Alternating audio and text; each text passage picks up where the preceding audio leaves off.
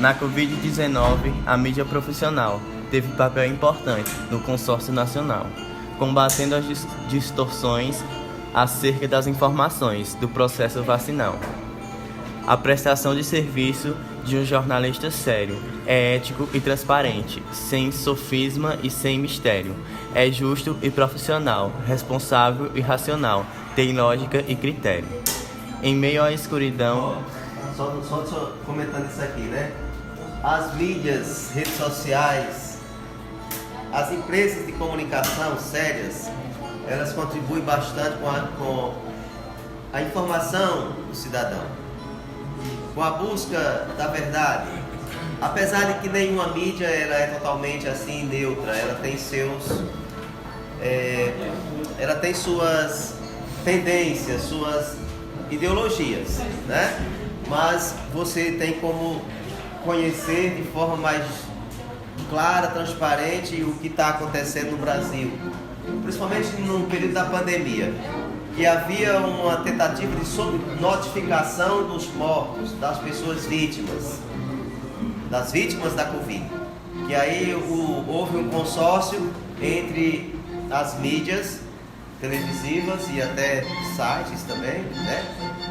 Alguns sites, para informar de forma mais fiel o número de vítimas da Covid-19.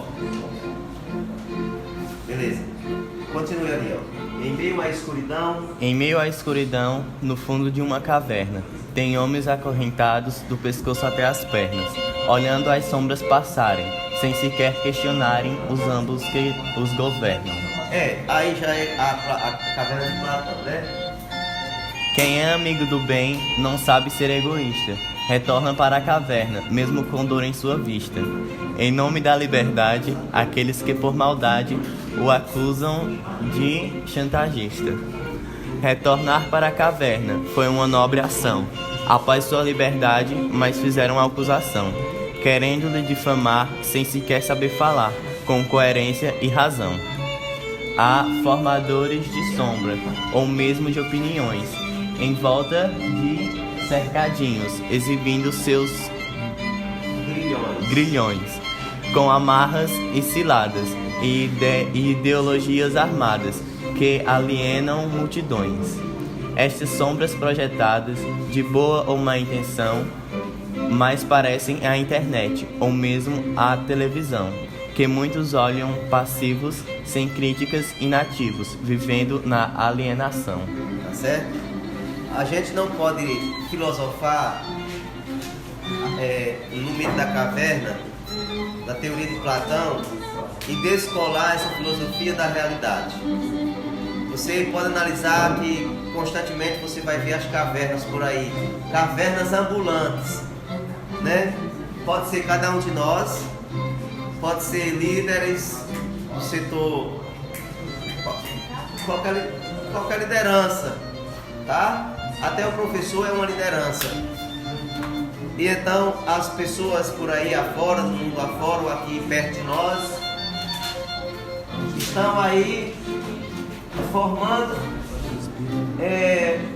marionetes. Entende as marionetes?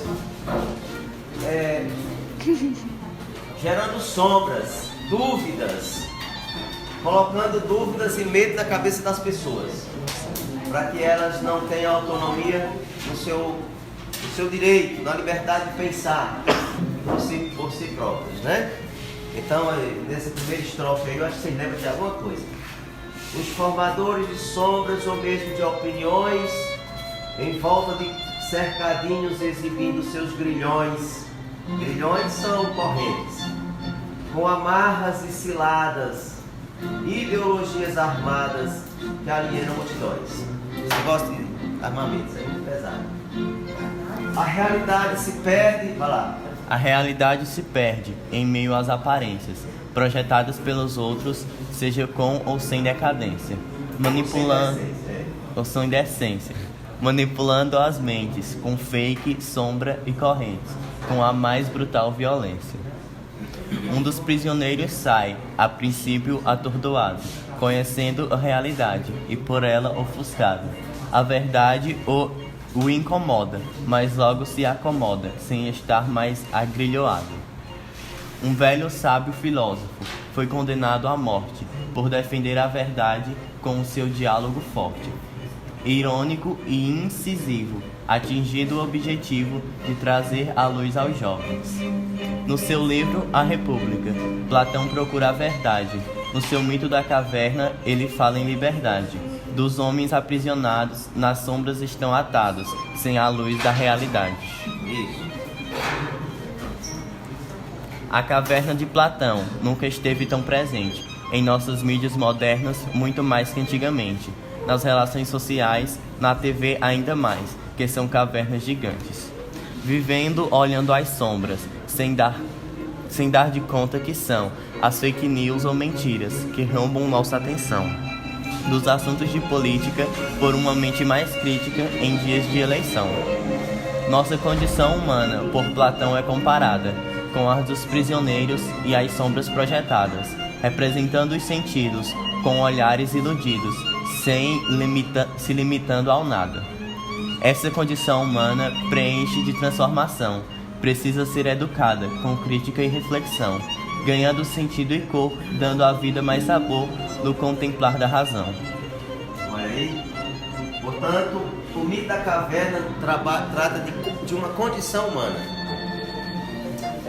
Vivemos, portanto, essa condição humana entre sombra e realidade, entre luz, paixões, sentimentos, sombras e o desejo de ir para a verdade ou de ficar ali acomodado no conforto das ilusões, das mentiras, porque a realidade dói, a verdade, a realidade machuca, ela incomoda, ela pode agredir.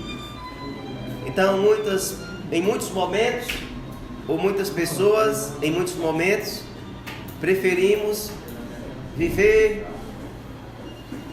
uma ilusão, uma fantasia, querendo fugir e negar a condição real da própria existência.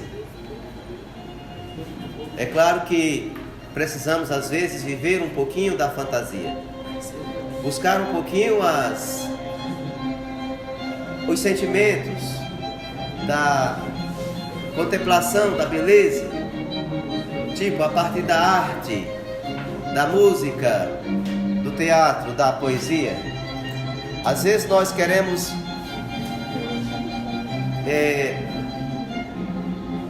tornar até mesmo a religião uma forma de anestesiar, de dopar a nossa consciência crítica, racional, escondidos atrás de uma falsa moral para negar a realidade que acontece em nossa volta, em nosso mundo.